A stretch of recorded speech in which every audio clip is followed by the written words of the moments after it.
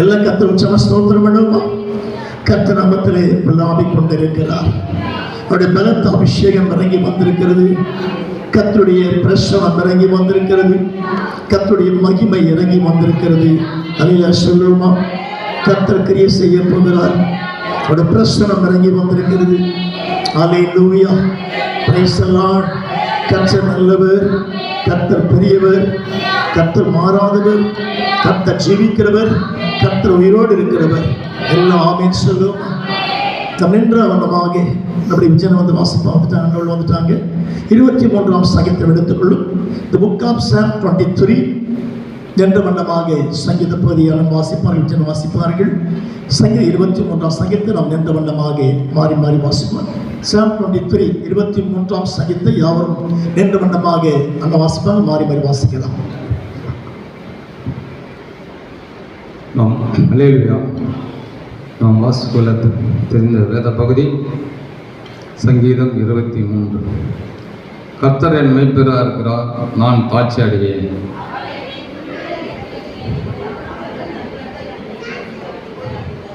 அவர் என் ஆத்மாவை தேற்றி தம்முடைய நாமத்தின் நிமித்தம் என்னை நீதியின் பாதையில் நடத்துகிறார்.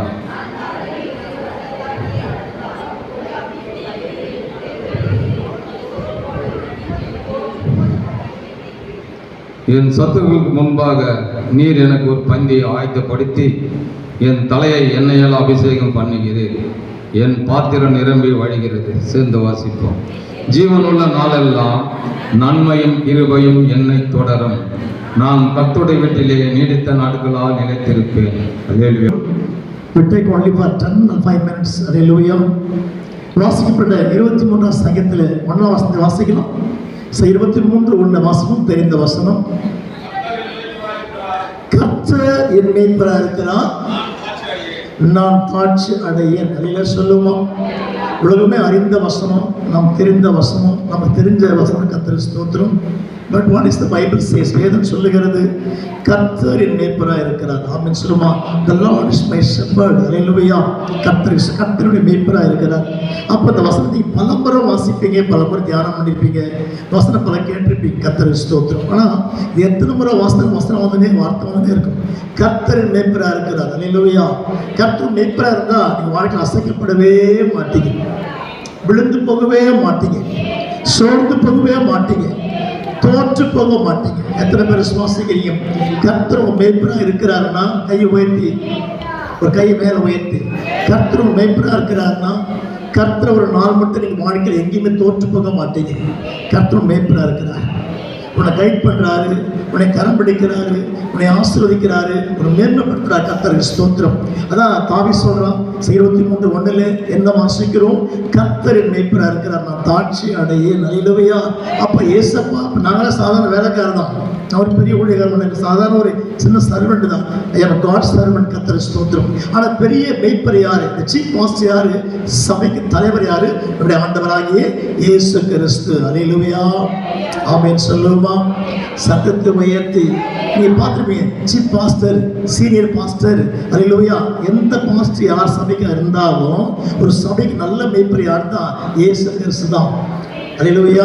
அது ஒரு காணிக்கை வாங்காத மேய்ப்பர், அவர் நல்ல காணிக்கை வாங்குற மேய்ப்பர். எத்தனை பேர் விசுவாசிக்கிறீங்க? நான் தசமா வாங்குற மேய்ப்பர், ஆனா இயேசு காணிக்கை வாங்காத மேய்ப்பர். அல்லேலூயா.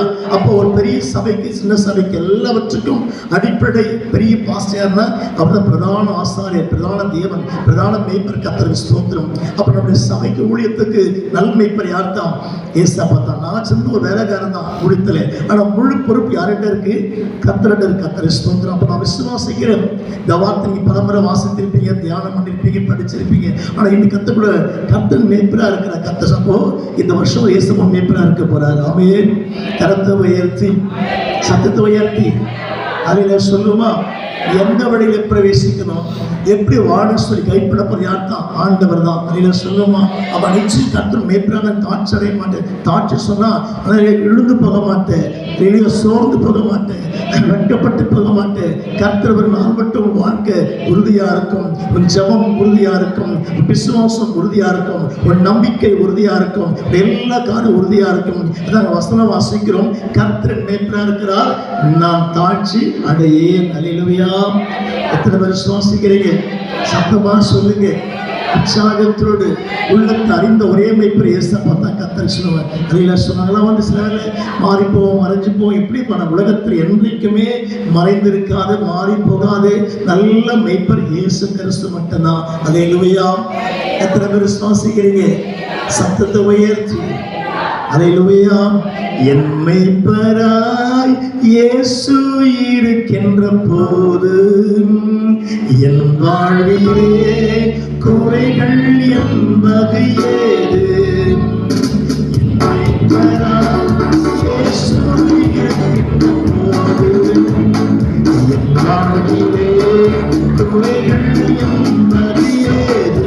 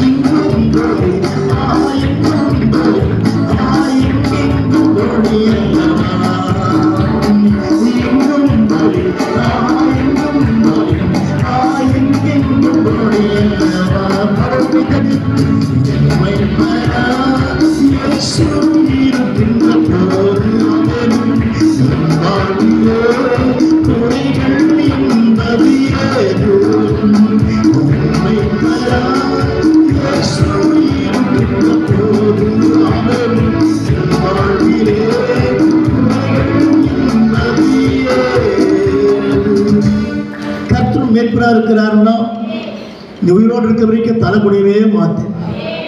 எத்தனை பேர் உண்மை விசுவாசிக்கிறீங்க? கர்த்தர் மேய்ப்பரா இருக்கிறாருன்னா நீ சாவர வரைக்கும் வியாதிப்பட மாட்டேன். கர்த்தர் மேய்ப்பரா இருக்கிறாருன்னா வாழ்க்கை இன்னைக்குமே சிறப்பாக தான் இருக்கும். கர்த்தர் மேய்ப்பரா இருக்கிறாருன்னா வாழ்க்கையில சோறு உண்டாகுது. எத்தனை பேர் சுவாசிக்கிறீங்க? கர்த்தர் மேல் தாட்சி அடையேன், அவர் என்னை புல்லுள்ள இடங்களில் மேய்த்து. அதெல்லாம் சொல்லுங்க பார்க்கலாம். கையை உயர்த்தி. நான் எங்குமே புல்லுள்ள இடம் என்பது செழிப்பான வாழ்க்கையை காண்பிக்கிறது, உயர்வான வாழ்க்கையை காண்பிக்கிறது. அன்பு தேவச்சனமே, அன்பு சகோதரா சகோதரியே, உங்க வாழ்க்கையில் எத்தனை தடுமாற்றங்கள் வரும், எத்தனையோ குழப்பங்கள் வரும், எத்தனையோ போராட்டம் வரும். கர்த்தனை மேய்க்கும் பொழுது நீ தடுமாறவே மாட்ட, விலகி போகவே மாட்ட. கர்த்தனை காக்க வல்லவராக இருக்கிறாரு, மேய்க்க வல்லவராக இருக்கிறாரு, கரமடைக்க இயேசு வல்லவராக இருக்கிறாரு. இந்த வார்த்தை எப்ப நீ வாசிக்கிற வாழ்க்கையில் இன்னும் மகிமை பெருகிட்டே இருக்கும், சந்தோஷம் பெருகிட்டே இருக்கும், சமாதானம் பெருகிட்டே இருக்கும், ஆசீர்வாதம் பெருகிட்டே இருக்கும், நன்மை பெருகிட்டே இருக்கும், ஆயுசு பெருகிட்டே இருக்கும், வருமானம் பெருகி கொண்டே இருக்கும். அதாங்க வசனம் வாசிக்கிறோம். அப்படின்னு மெய்த்து வாசிக்கிறோம். புல் மெய்த்து என்னை அமர்ந்த வசிக. என்ன யோசிக்கிறீங்க? தெரிஞ்ச வசனத்தை. அமர்ந்த தண்ணீரண்டையிலே என்னை கொண்டு போய் விடுகிறார். அமர்ந்த ஸ்டில் வாட்டர், அமர்ந்த தண்ணீர் என்பது அமைதியான வாழ்க்கையை காண்பிக்கிறார். சொல்லுங்க, எப்ப பாரு டென்ஷனு, எப்ப பாரு குழப்பம், எப்ப டிப்ரெஷன் பயங்கரமா இருக்கும் வாழ்க்கையிலே. ஆனா வசனம் வாசிக்கிறது அமர்ந்து என்ன தண்ணீர்? அது அமர்ந்த தண்ணீர் அப்படின்னு சொன்னா என்ன குறிக்கிறது? அந்த வார்த்தை அமைதியான வாழ்க்கையை குறிக்கிறது. அல்லேலூயா. சந்தோஷமான வாழ்க்கை குறிக்கிறது, சமாதானமான வாழ்க்கை குறிக்கிறது. கர்த்தருக்கு ஸ்தோத்திரம். அருமையான பிள்ளைகளே, இந்த வாழ்க்கை எத்தனையோ முறை நீங்க கஷ்டப்படுறீங்க, உபத்திரப்படுறீங்க, டென்ஷன் ஆகுறீங்க. எல்லாவற்றுக்கு மேலாக நம்ம கர்த்தர் மேய்ப்பராக இருக்கும் பொழுது இன்னைக்குமே சமாதானமா தான் நான் இருப்பேன். குழப்பத்துக்குள்ள போக மாட்டேன், கஷ்டத்துக்குள்ள போக மாட்டேன். ஆனால் கஷ்டம் வரும், உபத்திரம் வரும், பாடு வரும், இந்த எல்லா குழப்பம் வரும். But you know one thing everybody, எல்லாம் தெரிஞ்சு கொள்ள உங்க வாழ்க்கையில எது வந்தாலும் கிறிஸ்துவ ஒண்ணுவே வராது. ஒரு வியாதி வருதா, தேவ சித்தமா இருக்கு. ஒரு உபத்திரம் வருதா, தேவ சித்தமா இருக்கு. ஒரு குழப்பம் வருதா, தேவ சித்தமா இருக்கு. ஆண்டவரே, ஒரு வியாதி வந்துச்சுன்னா ஏன் இந்த வியாதி வந்துச்சு, எனக்கு பெரிய வியாதியாச்சு, but don't worry, don't feeling. கர்த்தஸ்தவனுக்கு வராது. அல்லேலூயா. கரத்தை உயர்த்தி உற்சாகத்தோடு பிரைஸ் தி லார்ட். கர்த்தர் கிரியை செய்வாரா, ஆண்டு செய்வாரா? எல்லாம் சொல்லுவோம், பாஸ்டிக்கே அந்த வியாதி வருது, பாஸ்டிக்கே அந்த உபத்திரம் வருது. நான் உங்களுக்கு போல மனுஷன் தான். அல்லேலூயா. எனக்கு உபத்திரம் வரும், உங்களுக்கு உபத்திரம் வரும். ஆனால் மேற்கொண்டு போறதான் தேவ கிருபை. அல்லேலூயா. அப்ப அமர்ந்த தண்ணி வசனம் என்ன வாசிக்கிறோம்? என் ஆத்மாவை தேற்றி. அல்லேலூயா. ஆத்மா தேவன் தேற்றாரு. கர்த்தருக்கு ஸ்தோத்திரம். ஆத்மா தேற்றா போனா மன உளைச்சல் ஆகும். நிறைய பேருடைய வாழ்க்கையில் பார்த்தீங்கன்னா தற்கொலை உண்டாது, தனிமை கத்துறோம். லோன்லி லைஃப், தனிமை கத்துற ஸ்தோத்திரம்.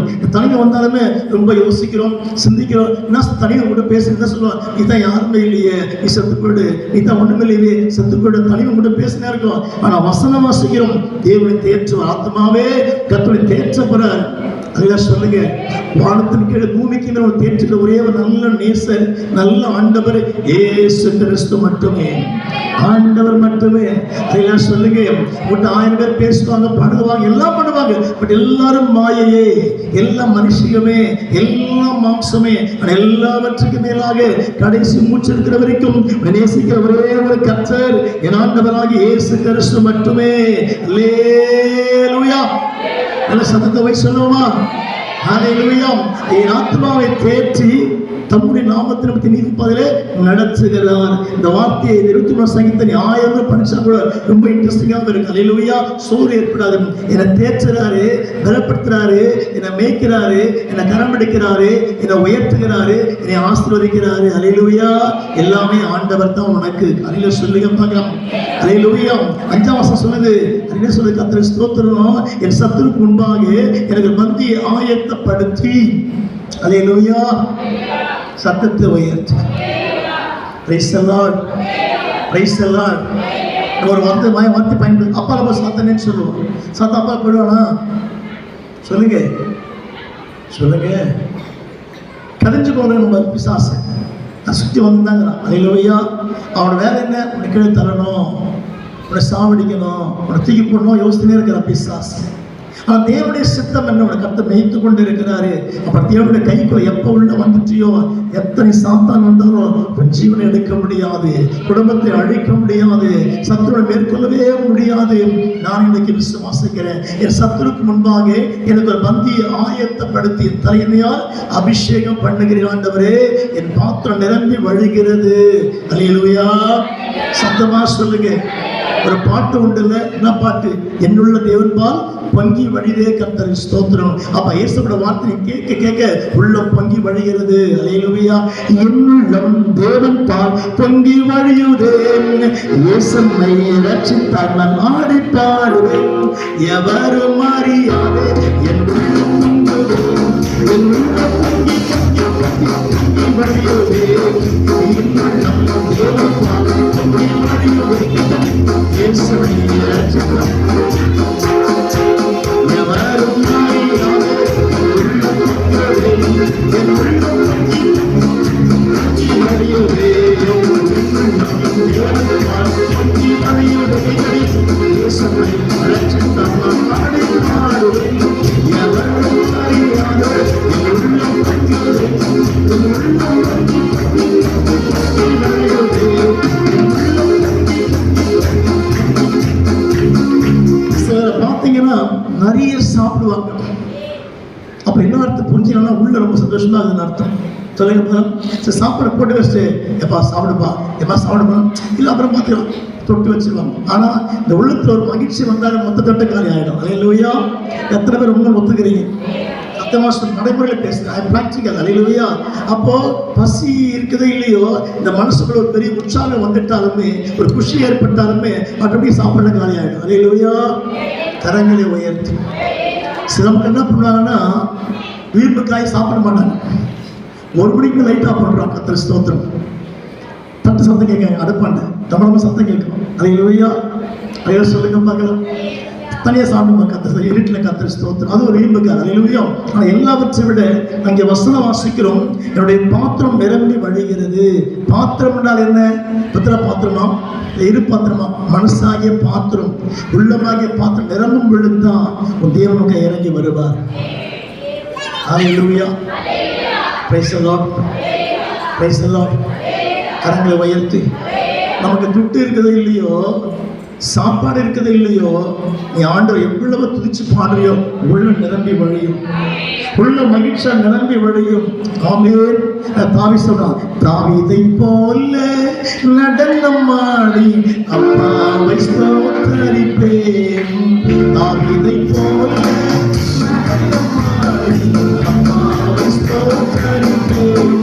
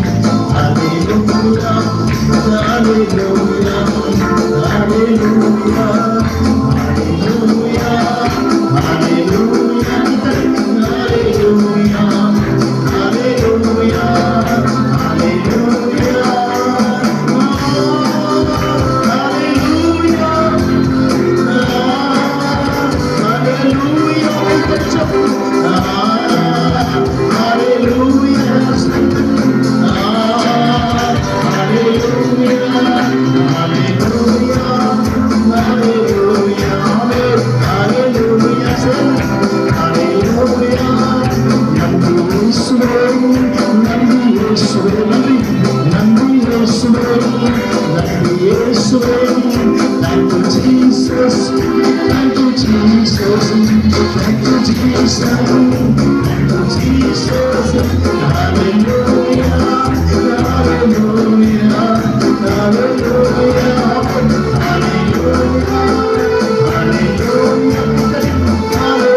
Hallelujah.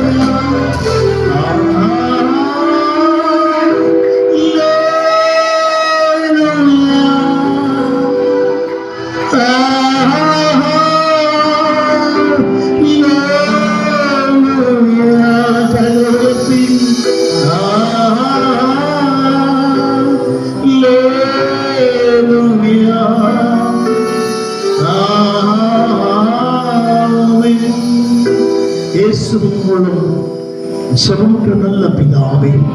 நம்ம எல்லாம் உட்கார பேசுவோம்.